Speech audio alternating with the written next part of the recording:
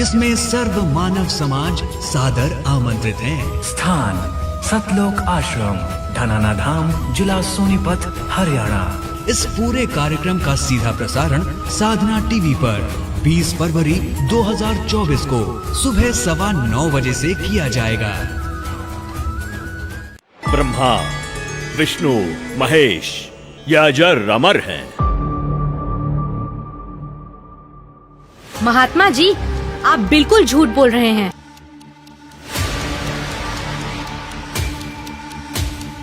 ज्यादा बात मत बना लड़की। आप ये भोली भाली जनता को क्यों गुमराह कर रहे हो? तेरे पास क्या प्रमाण है? बताती क्यों नहीं? मैं आपको प्रमाणित करती हूँ। तो तुम ही बताओ, कौन है पूर्ण परमात्मा? महात्मा जी, थोड़ा धीरज रखिए और सुनिए।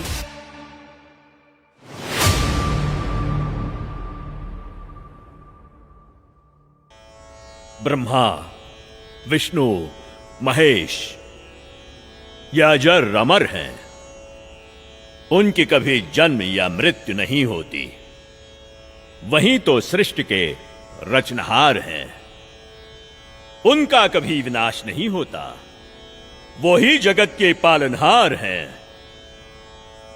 वास्तव में परमात्मा तो निराकार है। यदि आप अपने जीवन में सुख प्राप्ति चाहते हो तो एकादशी का व्रत कीजिए, श्राद्ध निकालिए।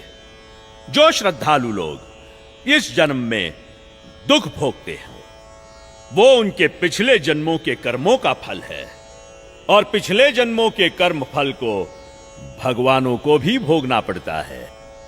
तो फिर आम जीव की क्या औकात है?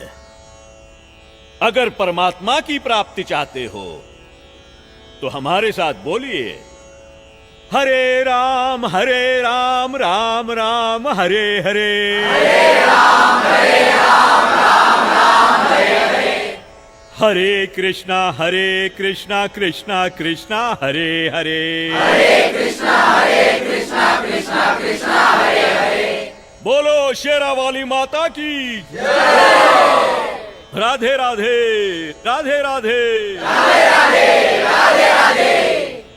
भक्तों, यदि आप में से किसी के भी मन में कोई भी आशंका हो, कोई भी प्रश्न हो तो निसंकोच पूछिएगा। महात्मा जी, आप ये भोली भाली जनता को क्यों गुमराह कर रहे हो? अरे दुष्ट लड़की, तेरा ये बोलने का दुस्साहस कैसे हुआ? तेरे पास क्या आधार है कि मैं जनता को गुमराह करता हूँ? लगता है ये हिंदू विरोधी है। ए चल नीचे बैठ।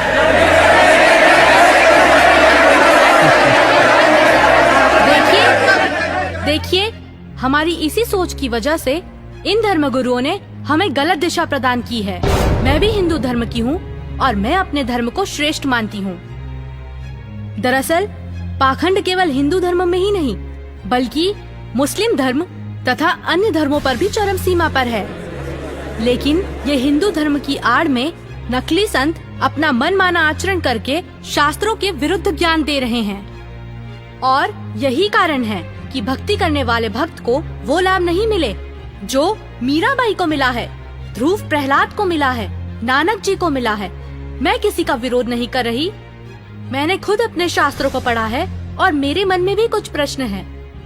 लेकिन दुर्भाग्यवश हमारे समाज में अपने धर्म को, अपने शास्त्रों को, अपने परमात्मा को जानने की कोशिश करता है तो उसे आप जैसे भोले श्रद्धालु धर्म विरोधी समझने लगते हैं। पर आज मैं जो आप सभी को सच्चाई बताने जा रही हूँ, जो शायद आपने पहले कभी नहीं सुनी होगी।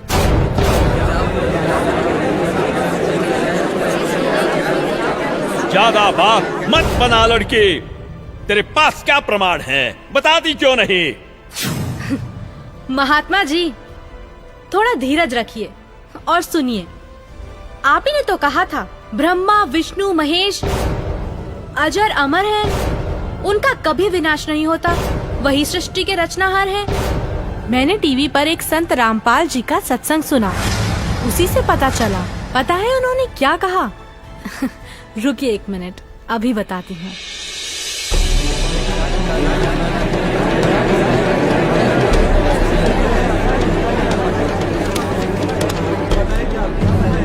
देवी भागवत पुराण, जिसके तीसरा स्कंद अध्याय 5 पृष्ठ 123 पर लिखा है कि मैं विष्णु, ब्रह्मा तथा शंकर तुम्हारी कृपा से विद्यमान हैं। हमारा तो आविर्भाव, जन्म तथा तिरोभाव मृत्यु होती है। हम नित्य अविनाशी नहीं हैं। श्रीमद् भागवत महापुराण तीसरा स्कंद अध्याय 4 पृष्ठ 10 श्लोक 42 पर लिखा है, हे मात ब्रह्मा, मैं तथा शिव तुम्हारे ही प्रभाव से जन्मवान हैं, नित्य नहीं है। महात्मा जी थोड़ा धीरज रखिए और सुनिए। और हमारे धर्मगुरु ये आचार्य और शंकराचार्य, ये मंडलेश्वर, ये संत ऋषि, मैं ऋषि, ये आज तक ब्रह्मा विष्णु महेश की उत्पत्ति नहीं बता सके हमने। इनको जरो अमर बतावे विष्णु जी और शिव जी को। इनका कोई जनक नहीं, इनका कोई माता पिता नहीं। ये खाक पड्डा इन सदग्रंथों को मूर्ख बना रहे थे हमने हजारों वर्षों से।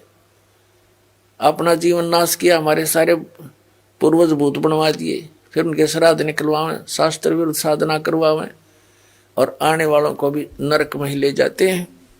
अब आपको दिखाते हैं ब्रह्मा विष्णु महेश की उन्हीं की जीवनी में क्या स्थिति है, देखिएगा। श्रीमद् भगवत, श्रीमद् देवी भागवत यानी देवी पुराण, गीता प्रेस गोरखपुर से प्रकाशित।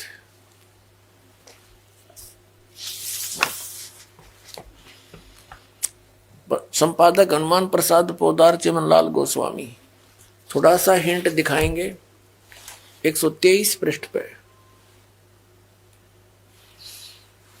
तीसरा स्कंद, भगवान विष्णु अपनी माता दुर्गा की, देवी की स्तुति करते हुए कह रहे हैं, तुम शुद्ध स्वरूपा हो, ये सारा संसार तुम ही से उद्भासित हो रहा है।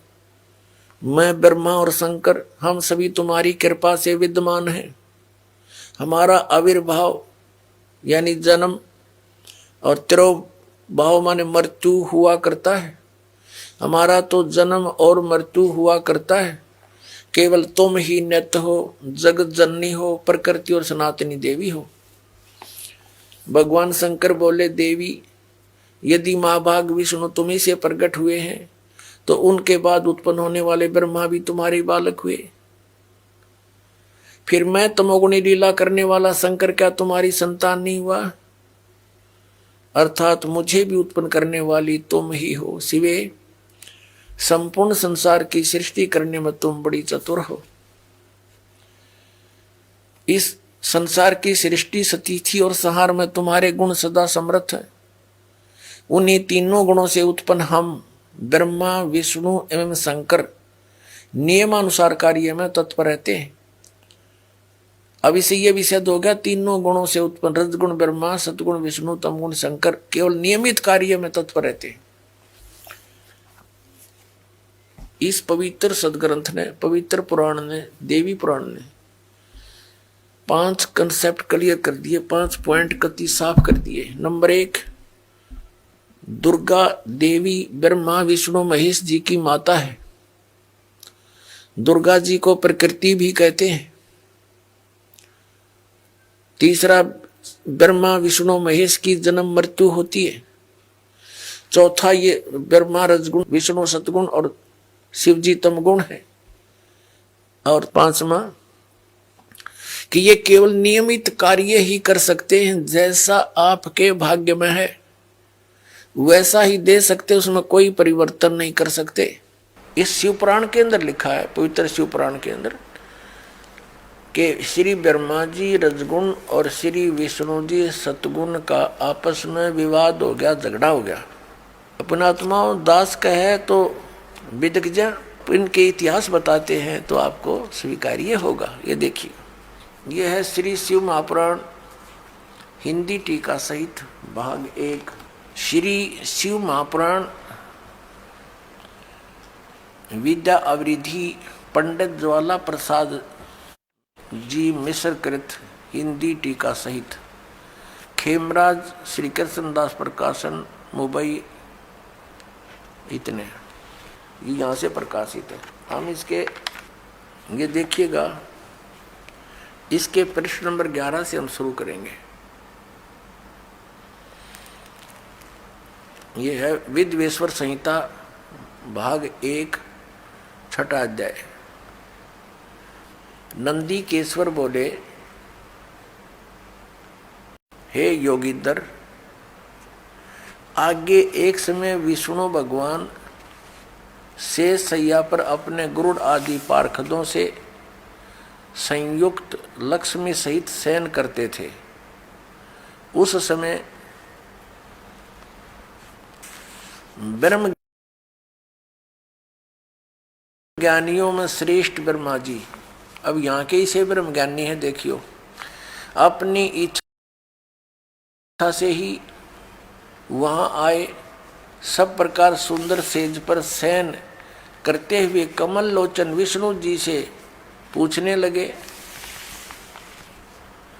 तुम कौन हो जो मुझे देखकर अभिमानी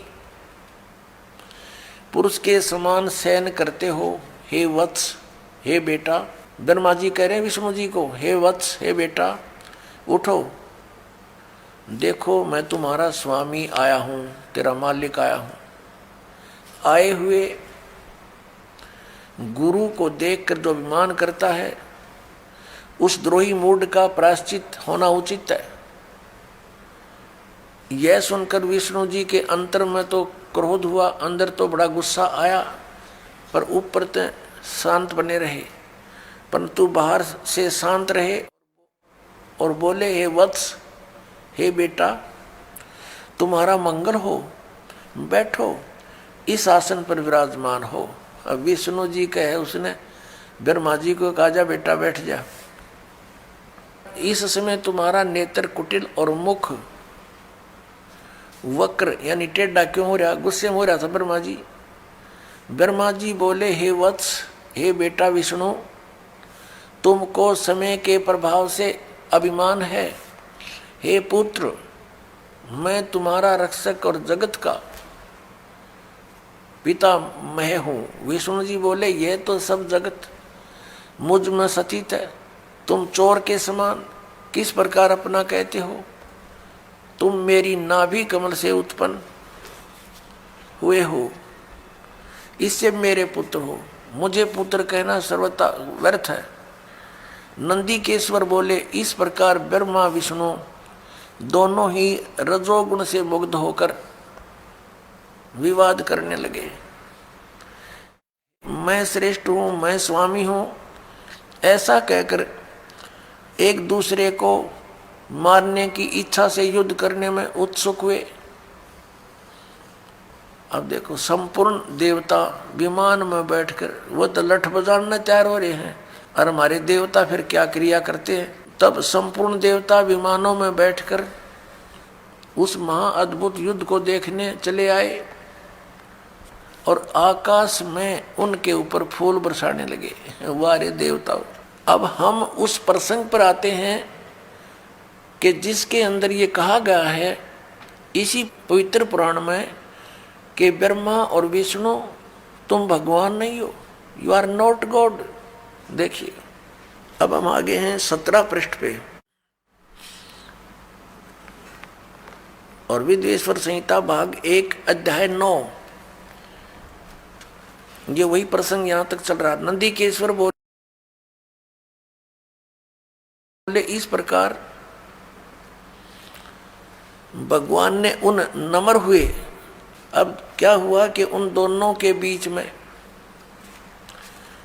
अभी आपको बताया था, उन दोनों ब्रह्मा और विष्णु जो लड़ रहे थे उनके बीच में एक पिलर खड़ा कर दिया, तेजों में लिंग बहुत लंबा चौड़ा, जिसका कोई और छोर उन दोनों को नहीं मिला।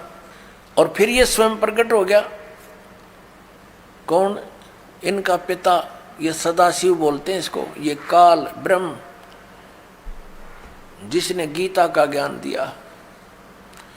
अब यहां देखिए, हम जो आपको दिखाया था, फिर देखिए, ये पृष्ठ 17 पे, विद्वेश्वर संहिता भाग 1 अध्याय 9 पर नंदी केश्वर बोले, इस प्रकार भगवान ने उन्नम्र हुए ब्रह्मा और विष्णु पर अनुग्रह करके उनके युद्ध में परस्पर उनकी सेना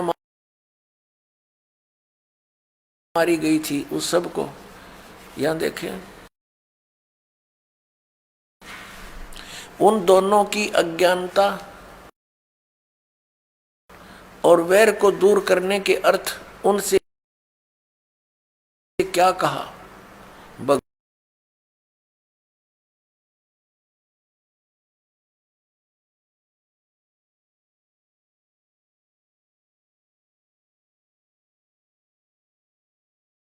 भगवान ने सदाशिव ने क्या कहा कि मेरे सकल और निष्कल यानी साकार और निराकार में भेद से दो रूप हैं, परंतु और ईश्वर नहीं है, मेरे अतिरिक्त कोई प्रभु नहीं है। इस कारण उनके दो रूप नहीं हो सकते, पहला सतम रूप और दूसरा पीछे मूर्तिमान रूप धारण किया। इसमें ब्रह्म रूप निष्कल है, ये निष्कल है, निष्फल नहीं, और ईश्वर रूप सगुण है। मेरे ये दोनों रूप सिद्ध हैं, दूसरे किसी के नहीं हो सकते। इस कारण तुम दोनों को अथवा दूसरों को ईश्वर तव की प्राप्ति नहीं हो सकती। तुमने जो अज्ञान से अपने को ईश माना, तुमने अज्ञान से अपने को ईश यानी भगवान माना, यह बड़ा अद्भुत हुआ। उसके दूर करने को ही मैं रण स्थान में आया। अब तुम दोनों अभिमान त्याग कर मुझ ईश्वर में अपनी बुद्धि लगाओ। मेरे प्रसाद से लोक में सब अर्थ प्रकाश होते हैं। ये इनको समझ नहीं सके, इसलिए ये बताने वाले तुम्हारे गुरु झूठे। अब उन झूठे गुरुओं की देख दिखाऊं आपको, निरी झलक, एक नहीं गुणीय झलक दिखाऊंगा। देखिएगा पवित्र शिव पुराण, ये गीता प्रेस गोरखपुर से प्रकाशित है, सचित्र मोटा टाइप, केवल हिंदी। संपादक है हनुमान प्रसाद पोदार। ये विद्वेश्वर संहिता है, संक्षिप्त शिव पुराण 24 पृष्ठ पे। ये लिंग बीच में खड़ा कर रखा है, ये ब्रह्मा जी और विष्णु जी के बीच में। फिर वो स्वयं आकर के इनके सामने खड़ा हो जाता है। फिर इनकी आपस में क्या वार्ता होती है ये देखिएगा। प्रश्न नंबर 25 पे विद्वेश्वर संहिता। ब्रह्मा और विष्णु ने पूछा, प्रभो इस काल से पूछा, सृष्टि आदि 5 कर्तों के लक्षण क्या है, यह हम दोनों को बताइए। भगवान शिव बोले, मेरे कर्तव्यों को समझना अत्यंत गहन है, तथापि मैं कृपा पूर्वक उनके विषय में बता रहा हूँ। ब्रह्मा और विष्णु सृष्टि, पालन और संहार, तिरोभाव और अनुग्रह, ये 5 ही मेरे जगत संबंधी कार्य हैं जो नित्य सद हैं। संसार की रचना जो आरंभ है उसी को सर्ग या सृष्टि कहते हैं। यहाँ क्या कहता है, पुत्रो, ब्रह्मा और विष्णु को कह रहा, पुत्रो तुम दोनों ने तपस्या करके कहता तुमने तपस्या कर ली और मन प्रसन्न होकर दे दिए। बता, इनने का जूत, इनने का सिर, ठेकेदारी आप ले रहा। कहता तुमने तपस्या कर ली और मन खुश हो गए दे दिए। तेरा बीच में कह रहे गए तपस्या करके अपना मेहनत मजदूरी करके प्राप्त किए। फिर भी देखो पुत्रो, तुम दोनों ने तपस्या करके प्रसन्न हुए मुझ परमेश्वर से सृष्टि और सतिथि नामक 2 कृत, ये 2 पोस्ट, 2 पद प्राप्त किए हैं। ये तुम बहुत प्रिय। इसी प्रकार मेरी विभूति स्वरूप रुद्र और महेश्वर ने है, यो मैं नहीं है, ने 2 अन्य उत्तम कृत्य संहार और तिरोभाव मुझसे प्राप्त किए, परंतु अनुग्रह नामक कृत दूसरा कोई नहीं पा सकता। अब देखो, अब क्या हो गए, 2 तो ये हो गए ब्रह्मा और विष्णु, इसने सृष्टि और सतिथि नाम के 2 जॉब मिल गई।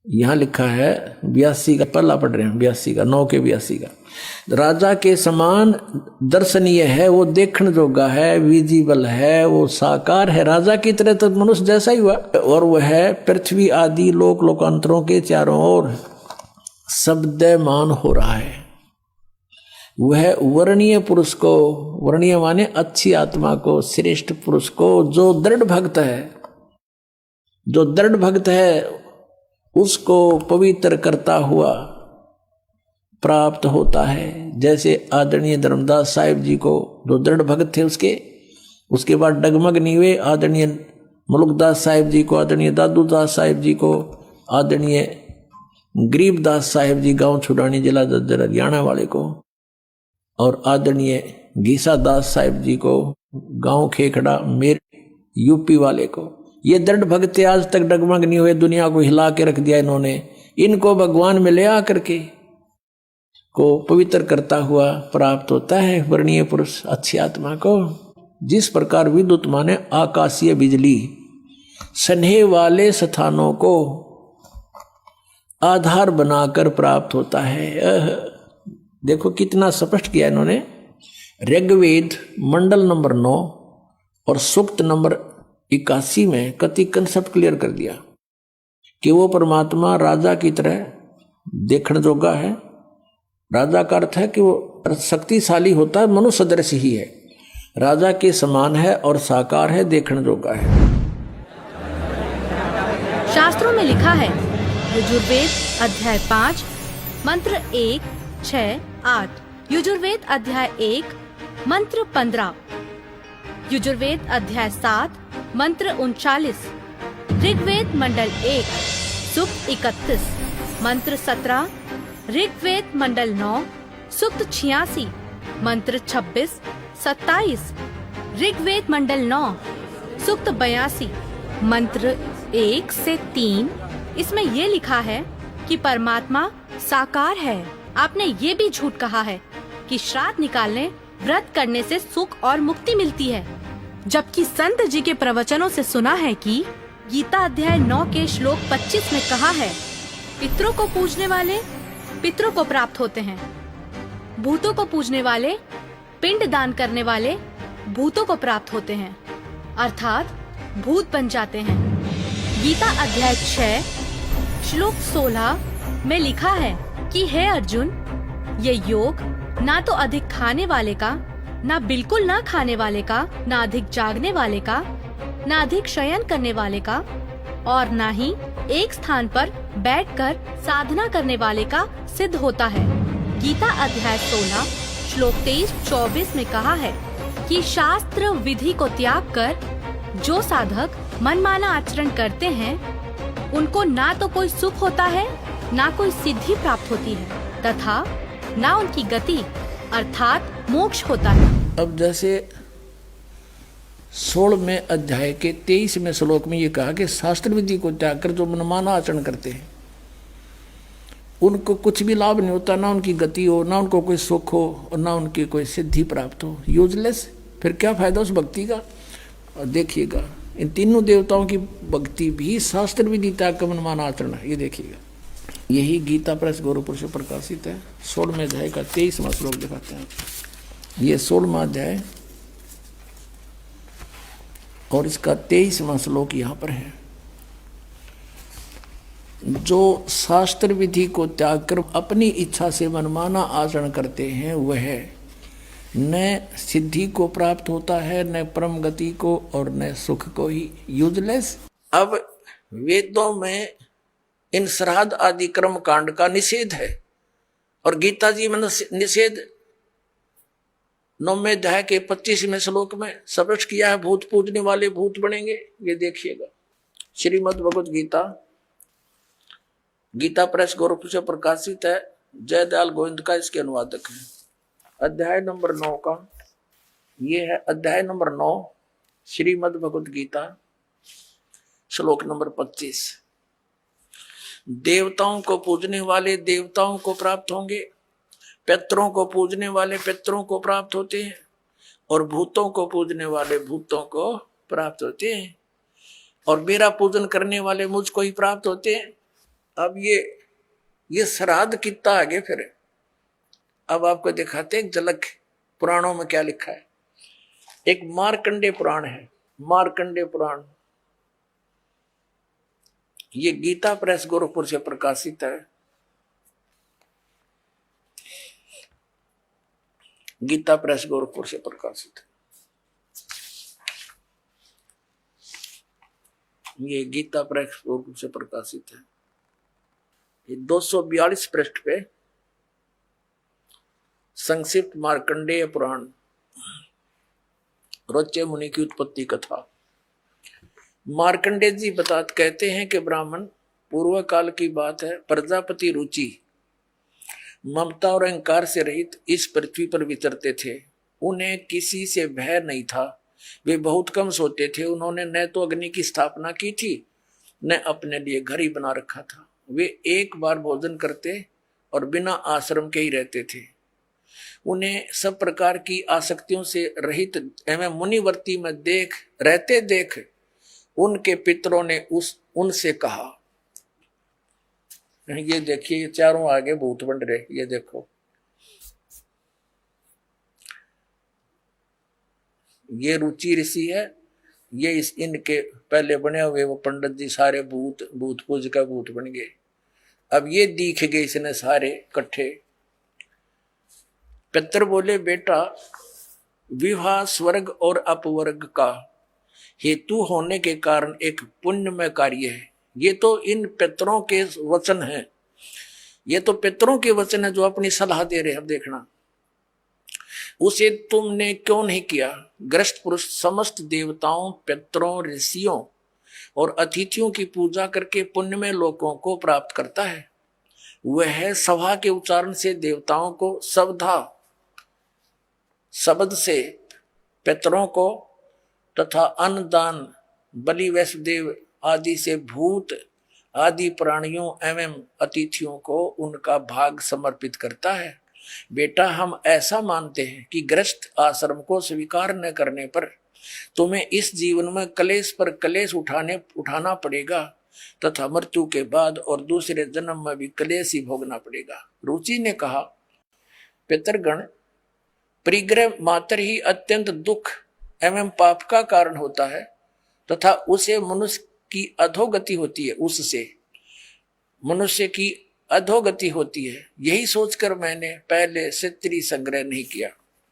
अब यहां देखो, पितर बोले, बेटा जितेंद्रिय होकर आत्मा का प्रक्षालन करना उचित है, किंतु तुम जिस मार्ग पर चल रहे हो वह मोक्ष मार्ग है। बता, इसने तो घटिया मान रहे मोक्ष मार्ग ने कि तुम जो कर्म कर रहे हो जिस मार्ग पर चले तो मोक्ष मार्ग है। हरिभ हम बतावांगे पितृवृंद का मार्ग। देखिए, रुचि ने पूछा, पितामहो, वेद में कर्म मार्ग को अविद्या कहा गया है। जो तुम सलाह दे रहे हो वो कर्म कांड, श्राद्ध श्रूद निकालना, पितृ पूजना, वो तो मूर्खों की विद्या, अविद्या का है, मूर्खों का सलाह कही है। फिर क्यों आप लोग मुझे उस मार्ग में लगाते हैं? पितर भी कहते हैं। पितर बोले, यह सत्य है कि कर्म को अविद्या ही कहा गया है, इसमें तनिक भी मिथ्या नहीं। फिर थारा सर बच गया, फिर क्या रह गया? बता भाई, ये हमारे पुराणों में लिखा है। अब इस बात को पितर भी मानते हैं। आप जो साधना करें तो मोक्ष मार्ग है, और आप फिर उसको सलाह दे रहे हैं भूत पूज, श्राद्ध निकाल, ब्याह करवा, अरे यो नरक मार्ग है। और आप भी मानते हैं कि आप जो मार्ग अपना रहे हो तो मोक्ष मार्ग है। और रुचि कहता है वेद के अंदर तो इसको अविद्या, मूर्खों की साधना बताइए, तो पितर भूत पूजना, श्राद्ध निकालना, और पितर स्वीकार भी कर रहे हैं, कहा ऐसा ही है, इसमें कोई मिथ्या नहीं। फिर ये बकवाद गढ़ रखी, अगर ऐसा कर लो, पितर ऐसा कर देते हैं, पितर पुत्र दे देते हैं, टट्टू दे देते हैं, अपा भूखे मरे। बतावे मूर्ख बना रखा। अरे क्या चल क्या रहा है इस लड़की का? अरे कोई तो रोको उसे। महात्मा जी, थोड़ा धीरज रखिए और सुनिए। संत रामपाल जी ने अभी तक प्रमाण सहित यह साबित कर दिया है कि ब्रह्मा विष्णु महेश अजर अमर नहीं है। परमात्मा निराकार नहीं बल्कि निराकार है, यानी मनुष्य की तरह साकार है। वहीं संत रामपाल जी महाराज ने यह भी साबित किया कि श्राद्ध करना गलत है। अब जानते हैं कि हमारे धर्म गुरु जो मंत्र जाप देते हैं, क्या उनसे सुख प्राप्त हो सकता है? अगर परमात्मा की प्राप्ति चाहते हो तो हमारे साथ बोलिए, हरे राम राम राम हरे हरे, हरे कृष्णा कृष्णा कृष्णा हरे हरे। बोलो शेरा वाली माता की राधे राधे राधे राधे। गीता जी में है कोई मंत्र ऐसा? पवित्र हिंदू धर्म में जितने भी पुण्यात्मा हैं अब गीता जी को सिरोधार्य मानते हैं और नाम जपते हैं, हरे राम हरे कृष्ण राधे राधे श्याम मिला दे, ओम नमः शिवाय, ओम भागवते वासुदेव नमः, एवं नमः। ये पता नहीं कितने मंत्र बना रखे। गीता जी में है कोई मंत्र ऐसा? गीता जी में फाइनल फैसला कर रखे है। गीता जी अध्याय नंबर 8 के श्लोक नंबर 13 में कहा कि ओम इति एक अक्षरम ब्रह्म व्यवहारण माम अनुसमरण ये प्रयाति तदंदेहम सयाति परमाम गति। मुझ ब्रह्म का, माम ब्रह्म, मुझ ब्रह्म का केवल ओम इति एक अक्षरम, ये ओम एक अक्षर है, नथिंग एल्स, और कुछ नहीं। श्रीमद् भगवत गीता जयदयाल गोविंद का इसके अनुवादक हैं। अध्याय नंबर 8 के श्लोक नंबर 13 हम आपको दिखाते हैं। ये क्या बताता है 13वें श्लोक में? ओम इति एकाक्षरम ब्रह्म व्यवहारण माम अनुसमरण ये प्रयाति तजंदेहम स याति परमाम गतिम। माम ब्रह्म, मुझ ब्रह्म का केवल ओम यह एक अक्षर है जो उच्चारण करके सिमरण करता हुआ यह प्रयाति तजंदेहम जो शरीर छोड़कर जाता है ये सिमरण करता हुआ स याति परमाम गतिम जो ओम से मिलने वाली, यानी शुरू किया ओम ओम, यह इनका अनुवाद है। यह एक अक्षर रूप ब्रह्म को उच्चारण करता हुआ, अक्षर रूप ब्रह्म को नहीं। ये को कहता माम ब्रह्म, मुझ ब्रह्म का केवल एक ओम अक्षर है, नथिंग एल्स। निचिंतन करता हुआ शरीर त्याग कर जाता हुआ पुरुष परम गति को प्राप्त होता है। यानी ओम से होने वाली जो परम गति है ये ओम, और इन्होंने इस ओम को ऐसे लिखा अनुवाद में ओम ओम, ये समझो चाहिए सब ओम नाम का जाप है इसका, और ब्रह्मलोक में चले जाओगे। अब 17वें अध्याय के गीता जी के 23वें श्लोक में कहा है कि उस सच्चिदानंद घन ब्रह्म के पाने का 3 मंत्र का जाप का निर्देश है, नथिंग एल्स। निर्देश माने नथिंग और कुछ नहीं, सिंपल ओनली डायरेक्शन। ये है, देखिएगा 17वें अध्याय का और 23वां श्लोक श्रीमद् भगवत गीता, और ये 17वां अध्याय 17वें का 23वां श्लोक है। ओम तत्सत इति निर्देश है ब्रह्मण है त्रिविध है समर्थ है ब्राह्मणा तेन वेदा च यज्ञा विहिता पुरा। ओम ओम तत् तत् सत सत, ऐसे यह 3 प्रकार का सच्चिदानंद घन ब्रह्म, उस परम अक्षर ब्रह्म का मंत्र कहा है।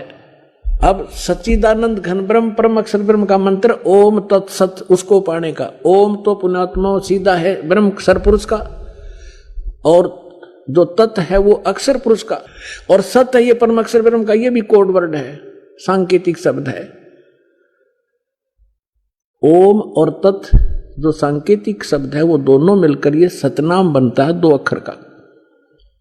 और जिसका भी आज तक मोक्ष हुआ उन महापुरुषों ने इस सतनाम का जाप किया है। और जो सत्य है वो सारनाम की तरफ संकेत है, वो भी कोई अन्य मंत्र है, वो सांकेतिक कोड वर्ड दास के पास है, इस पृथ्वी विश्व में किसी के पास नहीं। अरे क्या चल क्या रहा है इस लड़की का? अरे कोई तो रोको उसे। ये लड़की सही बोल रही है।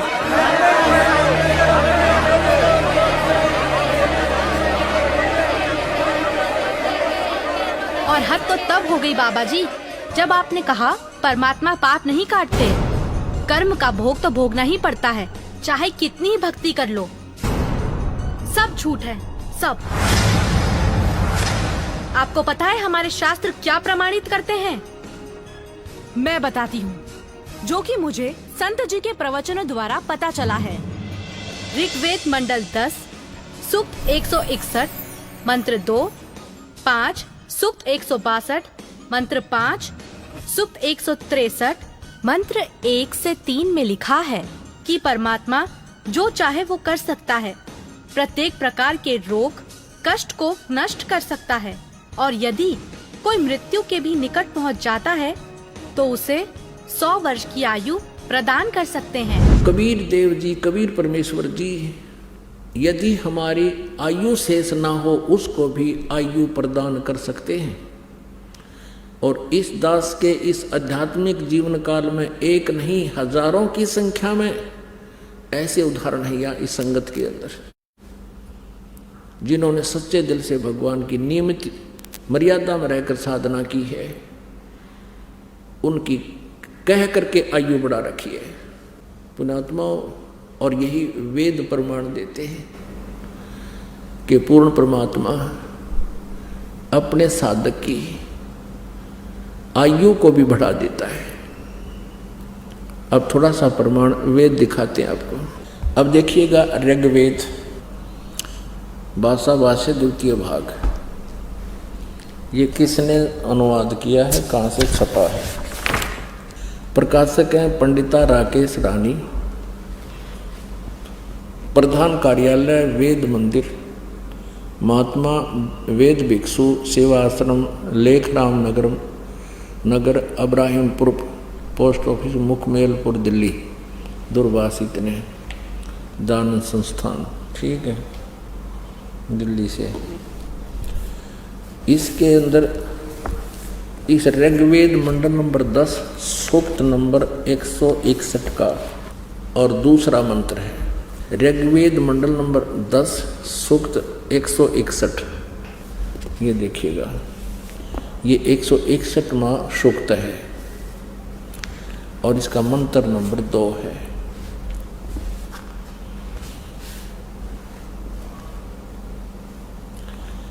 यदि किसी रोगी की जीवन शक्ति समाप्त हो, यदि वह सीमा से भी परे हो गया है, यदि वह मृत्यु के सन्निकट चला गया है, तो भी उसे मैं भारी कष्टप्रद रोग के पंजे से मुक्त कराऊं तथा उसे 7 वर्ष के जीवन हेतु 100 वर्ष के जीवन हेतु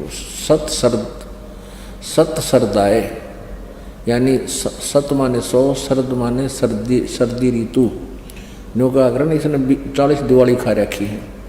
ऐसे ये यानी 7 वर्ष के जीवन हेतु बल संपन्न करूं। भावार्थ, यदि रोगी की जीवन शक्ति समाप्त हो, यानी जीवन खत्म हो गया हो रही है और उसका रोग सीमा को पार कर गया है, तब भी परमात्मा उसे इस कष्टप्रद रोग से मुक्त कर 7 वर्ष यानी 100 वर्ष का जीवन दे सकता है। अब दिखाते हैं अपने वेद में क्या लिखा है। अब यजुर्वेद, इसका अनुवाद करता भी महर्षि सिद्धानंद है। देख कमाल की बात है।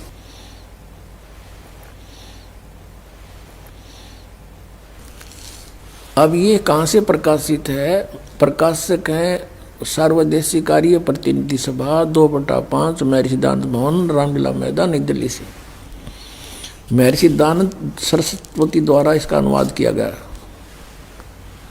मुद्रक हैं Prince offset printers, 1510 Pataudi house, Daryaganj, नई दिल्ली से। 241 पृष्ठ पे है। 8वां अध्याय यजुर्वेद भाषा भाष्य, ये 13वां मंत्र है। 13वां, इसमें क्या लिखा है? देव कर्तस्य ऐनस्य अवजनम असि, मनुष्य कर्तस्य ऐनस्य अवजनम असि, पितर कर्तस्य ऐनस्य अवजनम असि, आत्म कर्तस्य ऐनस्य अवजनम असि, अन्नस्य अवजनम असि। ओए होए। अब इसका अनुवाद यहाँ किया है इन्होंने 242 पृष्ठ पे। ये 241 पर हम पढ़ रहे थे। यहाँ देखो 242 पर। अब यहाँ इसका थोड़ी बहुत कोई उतर गई होगी इसकी भांग। इसने फिर यहाँ उलझाने की चेष्टा की है कि हे सबके उपकार करने वाले मित्र आप, दान देने वाले के ऐनस्य माने अपराध के, ऐनस्य अवैधनम माने विनाश करने वाले हो, क्षमा करने वाले हो।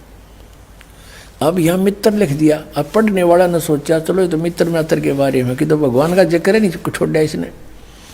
अब इसी के कर कमलों से लिखा हुआ और दिखाते हैं सत्यार प्रकाश में। ये देखिएगा, ये सत्यार प्रकाश वही वेद, अब बाद में दिखाएंगे थोड़ा आपको पुनः। और ये कहाँ से प्रकाशित है? वैदिक यति मंडल वही है।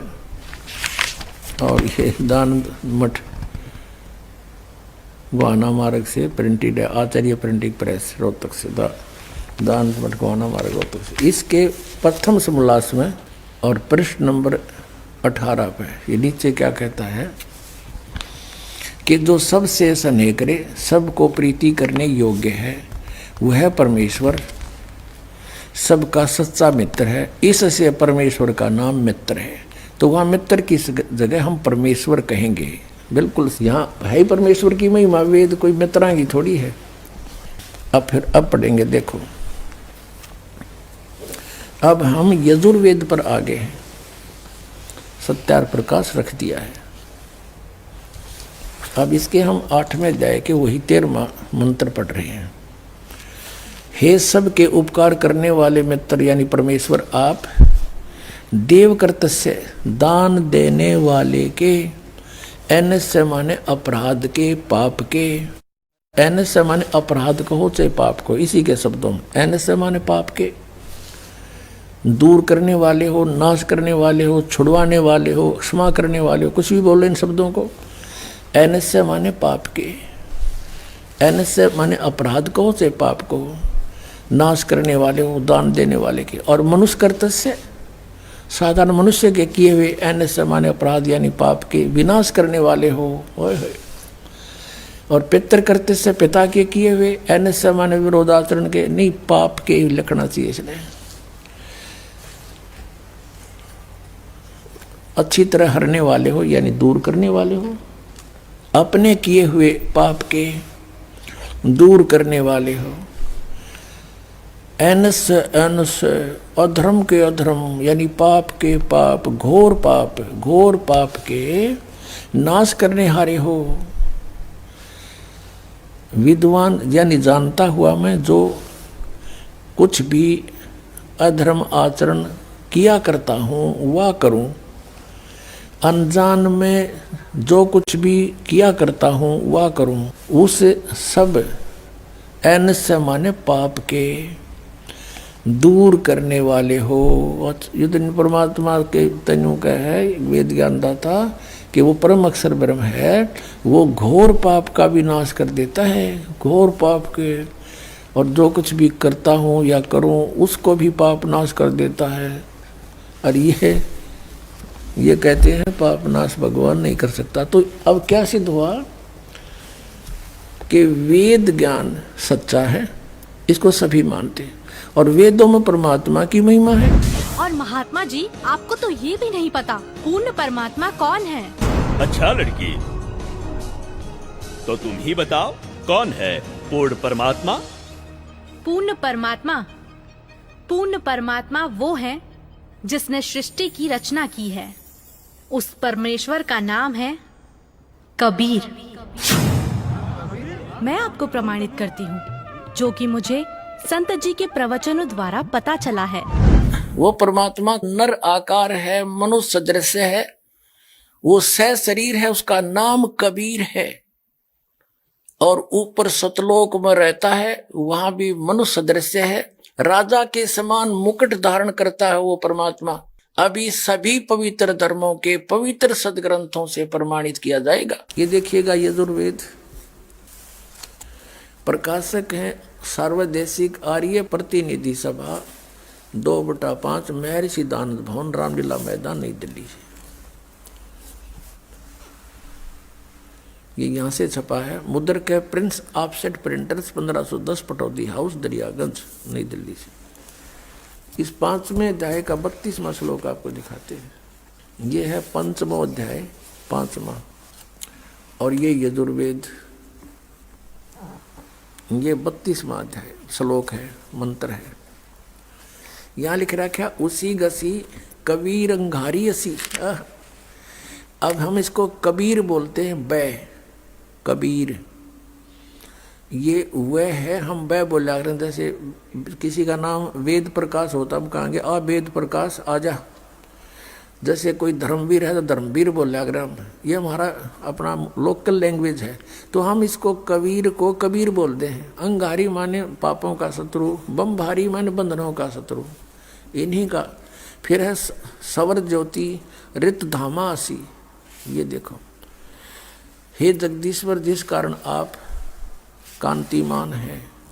अंगारी माने छोटे चलन के जीवों, छोटे चलन वाले जीवों के शत्रु नहीं, ये तो बकवाद कर रखी, अनुवाद ठीक नहीं किया। अंग अरि माने शत्रु, अरि इसको संधि छेद करें, अंग अरि, अग अग माने अंग माने पाप होता है, पाप का शत्रु। और इसने क्या कर दिया, इसका अर्थ यूं कर दिया, संधि छेद करते समय इसको ऐसे कर दिया। और हम इसको अगर जैसे ये यजुर्वेद है, यही इसका इन्हीं से सेट होगा ये मामला। अब ये 36वां अध्याय यजुर्वेद का दानंद द्वारा अनुवाद है इसका। इसके प्रथम मंत्र में लिखा है रचम वाचम परपदे मनो यजु परपदे। ये यजु शब्द है ना ओनली, और यहाँ अनुवाद किया इसने इसका। इसमें यजु का अर्थ यजुर्वेद लिख दिया, बिल्कुल सही किया। अब ये यजु है, यहाँ लिखना पड़ेगा कि ये यजुर्वेद के विषय में है, ये पूरा अब बना इसका अर्थ यजुर्वेद। तो यहाँ ये देखो कवि है, इन्होंने यहाँ कवि कर दिया इस 5वें अध्याय का। और ये जो 32वां श्लोक हम पढ़ रहे हैं, इसमें ये जो कबीर शब्द है, इसको इन्होंने ऐसे कर लिख दिया। अब इसका अर्थ करते समय यह लिखना चाहिए था कबीर देव लिख देते, ये कबीर वह लिख के कबीर लिख देते, कबीर देव लिख देते, तो हम उसको कबीर देव बोल रहे हैं, कबीर देव। हम उसको कबीर देव, देव माने परमेश्वर, कबीर साहब हैं, यहाँ लिखना चाहिए वो कबीर देव हैं। ये कहना कवि, इनकी वो समस्या भी हल हो जाए, कवि वो कबीर देव लिखना था, कबीर देव हैं। हम उसको कबीर साहब बोलते हैं, कबीर अपनी लोकल लैंग्वेज में, वो कबीर साहब हैं। बमभारी माने बंधनों के, अरि माने शत्रु, ये तारा दिए जिसकी बकवास है विस्तार तेरा। अरि माने शत्रु, बंधनों के शत्रु, बस ये छोड़ दो, यानी बंधन के शत्रु। अरि माने शत्रु, बम्ब माने बंधन, बंधनों के शत्रु बंदी छोड़ हैं कौन, वो कबीर हैं, कबीर देव हैं। और अंगारी माने पाप नाशक, ये गलत अनुवाद किया इसने। और फिर कौन है वो, रित धामासी, रित धामा, सतधाम युक्त, सतलोक युक्त। हम सतधाम कहें, उन्हें सतधाम, सतलोक कह देते हैं, लोक कहो धाम कहो एक ही बात है। सतलोक युक्त यानी रित धामा, यानी वो सतलोक वाले हैं, सतलोक में रहते हैं। और सवर ज्योति स्वयं प्रकाशित, सवर ज्योति इन अड़ंगा कर रखा है, अंतरिक्ष को प्रकाश करने वाले। सवर ज्योति का अर्थ है स्वयं प्रकाशित, तेजो में शरीर युक्त परमात्मा है। देखिएगा ऋग्वेद मंडल नंबर 9 सूक्त 82 का। अब 2 पढ़ते हैं। वो परमात्मा किस उद्देश्य से आता है, हे परमात्मन उपदेश करने की इच्छा से आप महापुरुषों को प्राप्त होते हो, अच्छी आत्माओं को, महान आत्माओं को प्राप्त होते हो। और आप अत्यंत गतिशील पदार्थ के समान हमारे आध्यात्मिक यज्ञों को प्राप्त होते हो, यानी अत्यंत गतिशील पदार्थ के समान, यानी जैसे बिजली चलती है, बिजली जैसी गति से आप और उपदेश करने के लिए आते हो, यहाँ पर सच्चा ज्ञान देने के लिए। आप कबीर देव हैं, आप कबीर देव, यह लिखना था, सर्वज्ञ लिख दिया, आप यहाँ लिखना था आप कबीर देव हैं। हम उसको कबीर साहब कहते हैं, आप कबीर साहब हैं, शुद्ध स्वरूप है। अब जैसे ये अभी आपको दिखा था, जहाँ यजु लिखा हो तो यजुर्वेद लिखना पड़ेगा वहां पर, वो इन्होंने किया भी है। महर्षि दानंद ने यजुर्वेद के 36वें अध्याय के प्रथम मंत्र में यजु का अर्थ यजुर्वेद किया है, तो यहां लिखना था वो कबीर देव है, वो शुद्ध स्वरूप है। हमारे पापों को हे दूर करके हे सोम हे अमर परमात्मा हमको सुख दे। पुण्यात्मा, वेद पढ़े पर भेद न जाने ये बात से पुराण 18। वेद पढ़े पर भेद न जाने, गुरु बिन काहू न पाया ज्ञाना, जो थो था बूछड़े मूड किसाना। गुरु बिन वेद पढ़े जो प्राणी, समझे न सार रहे अज्ञानी। ये अज्ञानी रहे इन वेदों को पढ़ा करते, मैं ऋषि को आगे इन कक्का भी नहीं पता था। अब जैसे परमात्मा मनुष्य दृश्य ये सिद्ध होगा, राजा के समान देखने जोगा है, और वहां से गति करके आता है, जिन महापुरुषों को मिलता है। जिन महापुरुषों ने मिला उन्होंने बताया कबीर इज गॉड। वो कबीर देव काशी में हम सुल्तानी नानक तारे दादू को उपदेश दिया, जात जुलाहा भेद न पाया, वो काशी माए कबीर होया। आदरणीय गरीबदास साहिब जी गांव छोड़ानी जिला दद्दर वाले, जिनको भगवान आकर मिले थे, क्या कहते हैं गरीबदास साहिब ने फिर बताया है कि या दुनिया दा जीवन झूठा भूल गए मर जाने नू, और सर्व कला सतगुरु साहिब की हरियाए हरियाणे नू। वो परमात्मा हरियाणा में आए गरीबदास जी 280 वर्ष पहले, लगभग सन 1727 में, लगभग 300 वर्ष हो गए, 300 वर्ष से भी ऊपर हो गए। सन 1727 में परमात्मा आए थे, और सन 1966 में हरियाणा और पंजाब अलग हुए। जब हरियाणा क्षेत्र का नाम पड़ा था, यो हरियाणा प्रांत बना था, उससे भी कितने वर्ष पहले, 200-250 वर्ष पहले परमात्मा ने लिख दिया, बोल दिया था। गरीबदास साहिब जी ने कहा था कि हरि आए हरियाणे नू। उनके वचन से फिर यो हरियाणा क्षेत्र आज बनकर रहा, ताकि हम इस परमात्मा की वाणी को समझा सकें। अगर ये वाणी 200 वर्ष पहले बोलते, 100 वर्ष 50 वर्ष पहले से बोलते, तो कौन से कहा थे हरियाणा था ही नहीं, जब नाम निशान नहीं था। तो ये हरियाणा बनवा दिया, रीबिया वाणी हमारे को याद दिला दी कि हरि आए हरियाणे नू। प्रमाण 1। पवित्र यजुर्वेद अध्याय 29 मंत्र 25। जिस समय भक्त समाज को शास्त्र विधि त्याग कर मनमाना आचरण कराया जा रहा होता है, उस समय कबीर देव तत्व ज्ञान को प्रकट करता है। प्रमाण 2। पवित्र सामवेद संख्या 359 अध्याय नंबर 4 के खंड नंबर 25 का श्लोक नंबर 8, जो कबीर देव तत्व ज्ञान लेकर संसार में आता है, वह सर्वशक्तिमान है तथा काल के कर्म रूपी किले को तोड़ने वाला है, सर्व सुखदाता है तथा सर्व के पूजा करने योग्य है। ऋग्वेद मंडल 9 सूक्त 86 मंत्र 17। ऋग्वेद मंडल 9 सूक्त 86 मंत्र 18। ऋग्वेद मंडल 9 सूक्त 86 मंत्र 19। ऋग्वेद मंडल 9 सूक्त 86 मंत्र 20। अथर्ववेद कांड नंबर 4 अनुवाक नंबर 1 मंत्र नंबर 7। मुस्लिम धर्म के पवित्र शास्त्र कुरान शरीफ सूरत फुरकानी 25 आयत 52 से 59 में लिखा है कि कबीर परमात्मा ने 6 दिन में सृष्टि की रचना की तथा 7वें दिन तख्त पर जा विराजा, जिससे परमात्मा साकार सिद्ध होता है। राग तिलंग महला 1 पंजाबी गुरु ग्रंथ साहिब पृष्ठ नंबर 721। बाइबल में भी लिखा है, सृष्टि की रचना परमात्मा ने की, जिनका नाम है कबीर।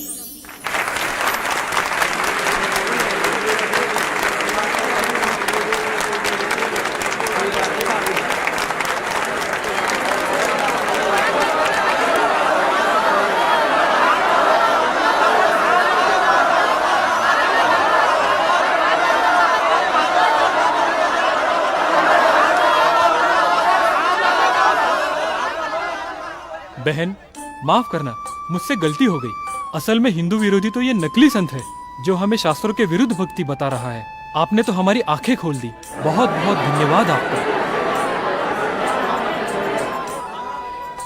धन्यवाद तो संत रामपाल जी महाराज का कीजिए, जिन्होंने इस अनमोल ज्ञान को भक्त समाज को समझाया है।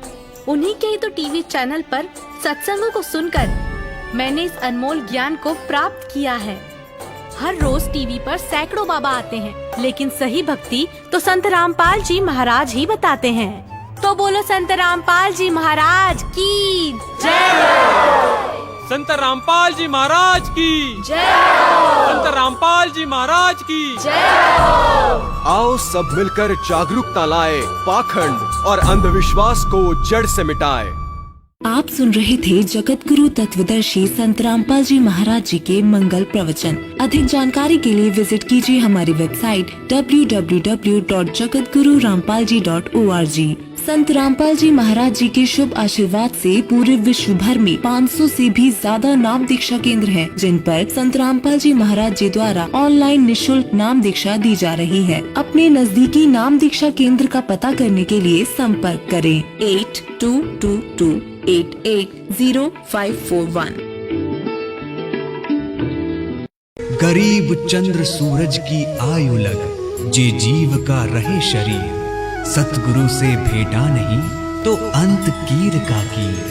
जगत गुरु तत्वदर्शी संत रामपाल जी महाराज जी के बोध दिवस व कबीर परमेश्वर जी के निर्वाण दिवस के उपलक्ष्य में 4 दिवसीय 17, 18, 19 और 20 फरवरी 2024 को विशाल भंडारा व संत गरीब दास जी महाराज जी की अमर वाणी का खुला पाठ और साथ ही दहेज मुक्त विवाह व रक्तदान शिविर, साथ ही आध्यात्मिक प्रदर्शनी जैसे कई भव्य कार्यक्रमों का आयोजन किया जा रहा है, जिसमें सर्व मानव समाज सादर आमंत्रित है। स्थान सतलोक आश्रम, धनाना धाम, जिला सोनीपत, हरियाणा। इस पूरे कार्यक्रम का सीधा प्रसारण साधना टीवी पर 20 फरवरी 2024 को सुबह 9:15 बजे से किया जाएगा।